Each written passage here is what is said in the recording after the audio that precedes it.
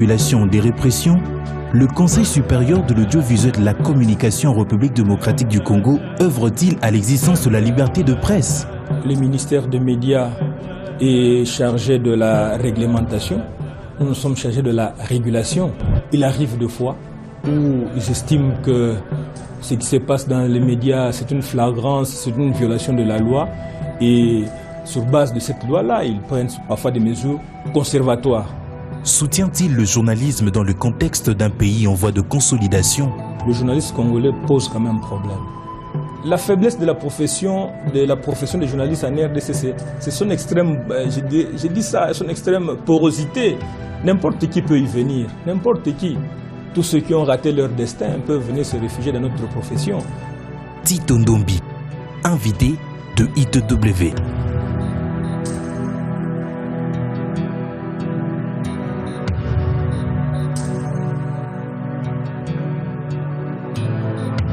Le rôle du Conseil supérieur de l'audiovisuel et de la communication consiste à garantir la liberté de la presse et garantir la protection de la presse ainsi que tout autre moyen de communication des masses, mais aussi assurer l'accès équitable des partis politiques, associations et toute autre personne aux moyens officiels de médias. Nous avons un centre de monitoring qui essaie de suivre tous les médias et de voir si les médias respectent la loi ou respectent les règles. Bon, en ce qui concerne par exemple les médias officiels, nous avons le monitoring qui essaie de suivre et fait un rapport. Et sur base de ça, nous pouvons faire des observations aux médias officiels pour faire remarquer par exemple que le pluralisme n'est pas assuré. Nous n'avons aucun moyen de contrainte comme tel. Mais si on ne nous écoute pas, la justice est à notre disposition. Nous pouvons aussi recourir à la justice pour contraindre les impétrants, pour respecter les décisions, pour respecter la loi. Parler de l'accès de tout le monde aux médias publics, ça c'est la loi l'exige. Et le CESAC doit assurer cet accès-là. Mais si nous sentons que ce n'est pas comme cela doit se faire, nous devons faire une observation.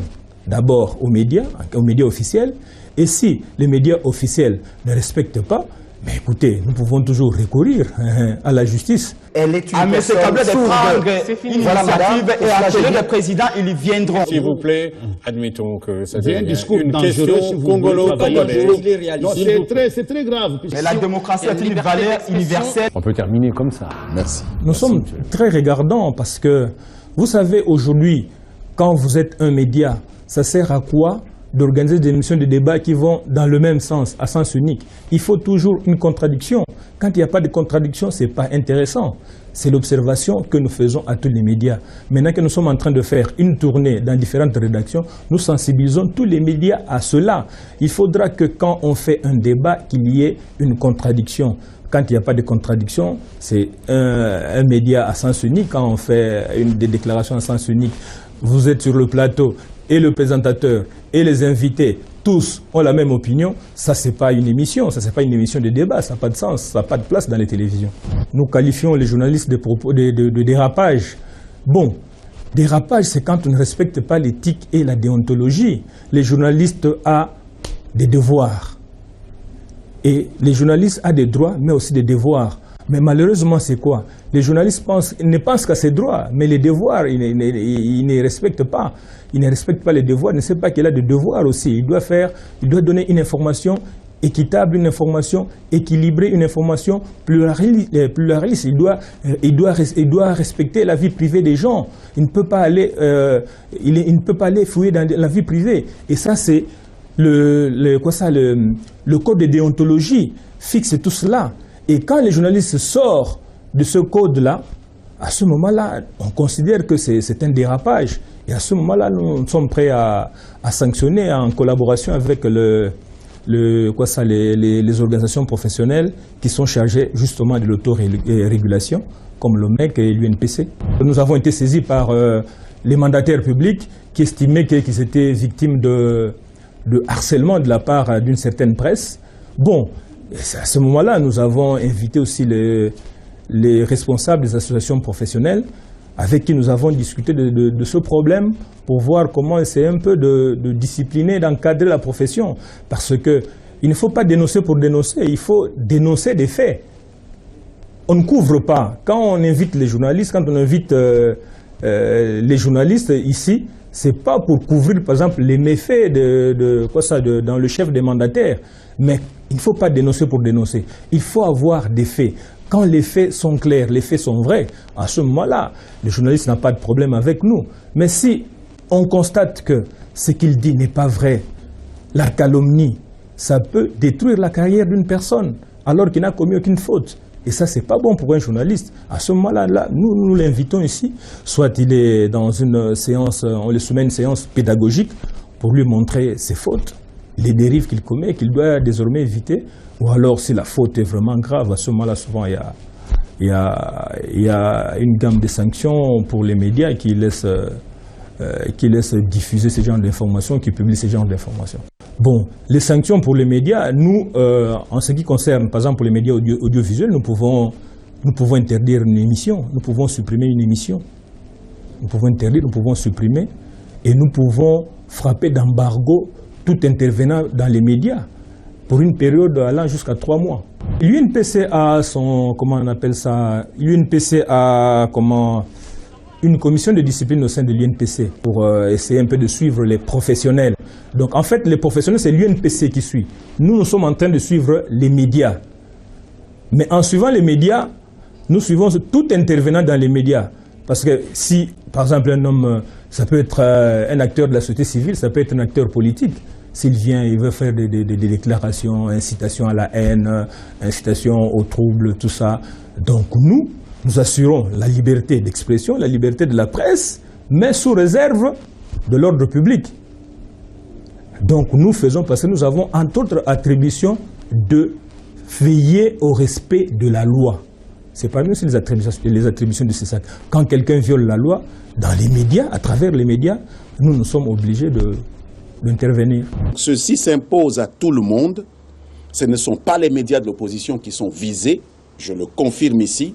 Tout média, qu'il soit proche de l'opposition, qu'il soit proche du pouvoir, qui se livrerait à la campagne électorale anticipée, serait frappé par les rigueurs de la loi. Le ministère des médias est chargé de la réglementation, nous sommes chargés de la régulation et nous disons que nous avons une relation de collaboration. Nous avons une relation de collaboration et qui, en tout cas jusque-là, se passe très bien parce que avec le ministère, il n'y a pas de tiraillement, il n'y a pas de conflit. On se communique régulièrement. Nous sommes au courant de ce que fait le ministère, comme le ministère aussi est au courant de ce que nous faisons ici au niveau de la régulation. On s'informe régulièrement. Vous savez, c'est le ministère, l'administration, sur base de la loi 96, il arrive deux fois où ils estiment que ce qui se passe dans les médias, c'est une flagrance, c'est une violation de la loi. Et sur base de cette loi-là, ils prennent parfois des mesures conservatoires. Ça veut dire qu'à titre conservatoire, et aussitôt, ils saisissent le CESAC, ils informent le CESAC sur des mesures qu'ils ont prises. Regardez, il ne nous est même pas possible d'accéder aux informations. Quand vous présentez à un ministère, au niveau d'une institution publique quelconque, mais ça vous prend 3 mois pour qu'on vous donne une information. Peut-être qu'à la fin, on ne vous la donne même pas. Oui, bon, il ne faut pas se voiler la face. Aujourd'hui, le journaliste congolais pose quand même problème. C'est vrai, il y a des journalistes où la simple évocation de son nom inspire un certain respect. Il y a des grands et des bons journalistes dans les médias congolais, comme il y en a aussi des mauvais, qu'on appelle souvent ici les moutons noirs. Et c'est un grand problème parce que la faiblesse de la profession des journalistes en RDC, c'est son extrême, j'ai dit ça, son extrême porosité. N'importe qui peut y venir, n'importe qui. Tous ceux qui ont raté leur destin peuvent venir se réfugier dans notre profession parce que la loi n'est pas respectée. Pour devenir journaliste, vous devez au moins faire un stage de 2 ans. Un stage de 2 ans et puis on vous engage et vous obtenez la carte de presse. Mais aujourd'hui, qui ne respectent pas ça dans les médias. Et c'est à ce niveau-là que les responsables des médias ont, je dirais, pour ne pas me répéter, une grande responsabilité dans ce qui se passe dans les médias. Parce que c'est eux qui engagent. Ils ne sont pas obligés d'engager des mauvais éléments. Au contraire, quand vous avez votre entreprise, surtout quand vous avez une entreprise commerciale, vous voulez réussir, vous voulez faire du bénéfice. Pour faire du bénéfice, il faut du bon travail. Et pour faire du bon travail, il faut un personnel de qualité. Or, les chefs d'entreprise pêchent à ce niveau parce que qu'est-ce qu'ils nous proposent comme professionnels des médias? Parfois des gens sans expérience. Je ne dis pas que pour être un bon journaliste, il faut nécessairement aller à l'école de journalisme. Vous pouvez avoir n'importe quel diplôme, mais il faut suivre une formation. Une formation pour acquérir le b.a.-ba de la profession. Mais vous n'avez suivi aucune formation, vous n'avez jamais entendu parler d'éthique, de déontologie, vous ne savez même pas comment traiter une information, et puis du jour au lendemain, vous venez de ne sais où, vous êtes devant un micro et vous me mettez à parler. Les conséquences, c'est quoi? Ce sont les dérives, les dérapages que nous déplorons, malheureusement. Donc il faut mener une réflexion, l'autorité publique, l'autorité de régulation que nous sommes, et puis les organisations professionnelles, les associations qui encadrent les journalistes, ainsi que les associations les associations professionnelles. Nous devons mener une réflexion pour essayer d'assainir la profession. Pour essayer d'assainir, sinon ce sera tel que les choses se passent aujourd'hui, c'est un peu regrettable. Parfois, les bons journalistes qui font un grand effort, qui font du travail, parfois sont noyés. Parce que vous savez, c'est qu'on monte l'épingle toujours, c'est ce qui est mauvais. Ce sont les dérapages qu'on remarque, ce sont les dérives qu'on remarque. Mais ceux qui font du très bon travail passent presque inaperçus. Donc il y a un travail à faire d'assainissement de la profession. Le problème des petits centres qui forment les journalistes en 2-3 mois, le problème ce n'est pas les grands professeurs qui viennent enseigner là-bas. Le problème, moi je pense que ce sont les promoteurs. Quand vous créez un centre pour former des journalistes en 2-3 mois, quel est le contenu que vous proposez à ceux qui viennent apprendre la profession? C'est là le problème. Ce n'est pas en leur inculquant des notions de presse écrite, des notions de RTV qu'on forme des journalistes. Il y a toute une série d'enseignements qu'ils doivent suivre. Il y a des cours d'éthique et de déontologie qu'ils doivent suivre. Il y a des cours de droit à l'information qu'ils doivent suivre. Donc le problème, ce n'est pas les professeurs, mais ce sont les promoteurs. Quel est le contenu que vous proposez? Est-ce qu'ils sont conscients eux-mêmes que dans les 2 mois, dans les 3 mois, quand ils prennent les gens à qui ils délivrent des certificats, ils forment des véritables journalistes? Je ne pense pas. Les rapports avec les associations professionnelles, je crois que nous travaillons en synergie, en collaboration. Parce que si un journaliste, par exemple, commet des dérives ou des dérapages, généralement, c'est un problème qui concerne la profession. L'UNPC, le MEC. Nous saisissons le MEC, nous saisissons l'UNPC pour suivre les cas de tel ou tel journaliste. Donc nous avons vraiment des rapports de collaboration. La fois passée d'ailleurs, nous avons eu, il y a 2 semaines je crois, une séance de concertation ici avec le président de l'UNPC, le président de l'OMEC, le secrétaire général des GED et le président, je crois, d'un collectif des journalistes.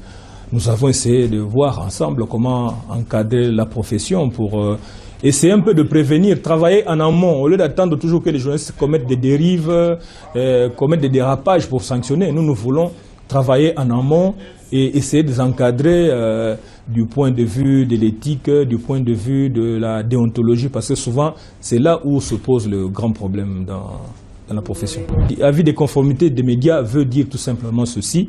Quand vous voulez créer un média, vous voulez lancer un journal, vous voulez créer une télé, une radio, vous devez avoir un dossier. Il y a toute une série de documents qu'on exige. Et vous introduisez ces documents au CESAC, le CESAC les examine, et s'il constate que vous pouvez créer votre entreprise, il vous donne ce qu'on appelait peut-être à l'époque avis favorable pour dire que non, le dossier là il est complet, il est conforme, vous pouvez créer votre média. C'est ce que nous appelons l'avis de conformité, donc examen d'un dossier administratif que l'impétrant présente et le CESAC lui délivre un avis de conformité qui lui permet d'aller créer son entreprise. Le traitement de l'information est un grand problème. Et le traitement de l'information en période électorale, c'est un problème sérieux. Et le CESAC, à son niveau, a pris une série de dispositions. Il a fait tout un projet autour de ça, un projet qui met l'accent sur la sensibilisation, d'abord la professionnalisation des journalistes, parce que il faut vraiment des professionnels pour traiter l'information électorale.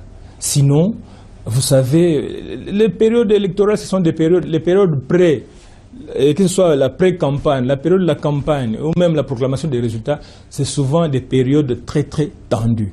Et il ne faudra pas qu'il y ait des journalistes qui viennent jeter de l'huile au feu dans le traitement de l'information. Donc il faut qu'il y ait des journalistes vraiment responsables, des journalistes professionnels qui viennent traiter l'information électorale. Et le CESAC se prépare à cela, c'est déjà préparé. Nous avons déjà préparé un petit projet, disons-le comme ça, un petit projet qui prévoit une série d'ateliers de formation pour les journalistes, pour leur montrer comment traiter l'information pendant la pré-campagne, pendant la campagne, pendant les élections et même après les élections. Donc nous prévoyons de le faire à travers toute la République. J'espère que nous aurons des moyens. Nous allons le faire parce que, comme vous le savez, cette année ici sera l'année ici et l'année qui vient sera des années électorales, et en période électorale, les médias sont souvent à l'avant-plan et parfois à la base de certains problèmes qu'on connaît. Parce que le problème des médias, c'est quoi? C'est parfois relayer un certain discours qui peut inciter à la haine, un certain discours qui peut inciter au trouble. Et il faut, nous, en tant que régulateurs, nous devons prévenir cela au niveau des médias. Et pour cela, il faut nécessairement des ateliers, beaucoup d'ateliers de formation pour sensibiliser les journalistes. En ce qui concerne l'aide à la presse, la mission du CESAC est de veiller à ce que cette aide-là soit répartie de manière équitable. C'est ça le rôle du CESAC. Donc si le gouvernement disponibilise cette aide-là, nous devons veiller à ce qu'elle soit répartie de manière équitable à tous les médias. Le basculement vers la TNT, c'est une préoccupation majeure pour le CESAC. Est-ce qu'on sera prêt, on ne sera pas prêt? Je crois qu'il y a un comité de coordination qui s'affaire vraiment pour que nous soyons prêts pour basculer dans la TNT. Mais je crois que même dans les pays occidentaux qui ont commencé avant nous, c'est pas tout le monde qui sera prêt vraiment en 2016 pour qu'on bascule totalement. Peut-être qu'on va y aller progressivement. Et le CESAC en fait une préoccupation. Parce que aujourd'hui, souvent, la préoccupation, c'est quoi quand on parle de TNT? On voit d'abord la partie technique et puis les finances, qu'est-ce que ça va coûter pour basculer vers la TNT. Souvent, on oublie un aspect très important de la TNT, le contenu, l'image. La qualité de l'image sera assurée, la qualité du son sera assurée, mais on va mettre quel contenu? Et c'est là où se pose le grand problème pour les médias congolais. Et c'est là la principale préoccupation du CESAC. Nous, parce que nous avons entre autres attributions de veiller à la qualité des productions des médias, à veiller à la qualité des contenus des médias. Et c'est dans ce sens-là que nous sommes en train de faire une tournée à travers tous les médias pour essayer de les sensibiliser. D'abord pour nous informer, pour savoir de quelle manière ils se préparent à ce basculement et de savoir si ils seront prêts. Parce que les contenus, aujourd'hui les médias proposent quel contenu? Tous les contenus que nous proposons nous viennent pratiquement de l'extérieur. Or avec la TNT, la concurrence sera rude. Eux, ils proposent déjà ça. Et puis nous allons copier chez eux pour leur proposer ça encore, qui va suivre. Donc c'est là où nous insistons sur la production locale. Nous devons être en mesure de produire localement. Produire nos propres émissions, nos propres programmes. Et de cette façon-là, nous pouvons faire face à la concurrence. Parce que sinon, qu'est-ce qui va arriver? Nous sommes dans la TNT où nous avons beaucoup de concurrents. Et qu'est-ce qui se passe? Nous proposons tous la même chose et nous copions ce qu'eux font. Et nous, à ce moment-là, où va notre propre culture? Donc nous-mêmes, nous ne proposons rien. Donc nous serons obligés de disparaître. Comme j'ai toujours l'habitude de dire, c'est comme si nous étions dans une galerie marchande. Dans une galerie, il y a plusieurs boutiques. Et c'est la boutique qui présente la meilleure marchandise au meilleur coût qui sera fréquentée, qui va attirer les clients. Si vous avez votre boutique, la marchandise n'est pas bonne, les clients ne viendront pas. Et quand vous ne vendez pas, vous serez obligé de fermer. Et si imaginez-vous une situation où toutes les télévisions congolaises sont fermées parce qu'incapables de mettre un contenu dans leur programme. Ce sera la catastrophe. Il faut mettre une croix sur la culture congolaise. Or, la TNT présente pour nous maintenant une occasion de nous réapproprier notre espace audiovisuel pour que nous puissions faire une télévision véritablement congolaise avec beaucoup de programmes locaux. Parce que la télévision, c'est vrai, c'est le divertissement, mais aussi la proximité. C'est la proximité. Il faut que les gens qui regardent la télévision se reconnaissent sur cette télévision-là.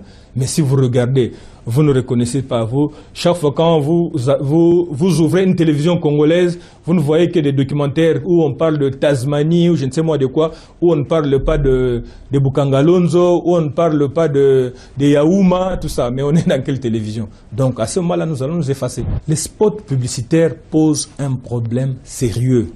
La plupart des spots qui passent dans nos médias, ce sont des spots qui ne sont pas faits par des professionnels. Tout ce qu'on voit là, biscuits, allumettes, de l'eau, tout ça, on voit, qu'est-ce qu'on voit là? C'est les chants, c'est la danse, c'est pas ça un spot publicitaire. Donc ça vraiment, ça laisse à désirer et c'est des messages mensongers. Et puis c'est surtout la publicité parfois des boissons alcoolisées. Ce sont des publicités qui mettent notre jeunesse en danger.